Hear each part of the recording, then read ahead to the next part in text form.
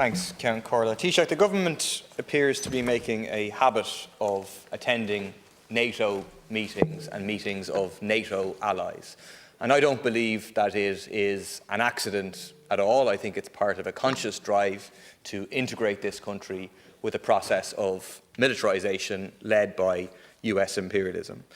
I want to ask again what I asked last week about whether the Irish government, the Irish state, was represented at the 5th so-called Ukraine Defence Contact Group meeting, which happened in Germany a couple of weeks ago.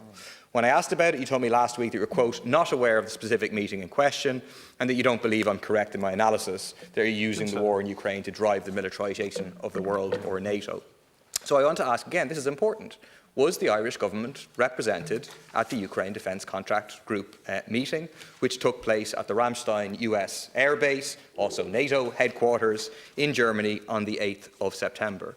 There are images on the NATO website of the Irish delegate present at previous Ukraine Contact Defence Group meeting, and to reiterate, the US Secretary of Defence has described this as our NATO alliance. It was also mentioned that there were nearly 50 countries present for this 5th meeting of the Ukraine Defence Contact Group. I think I'm opposed to it.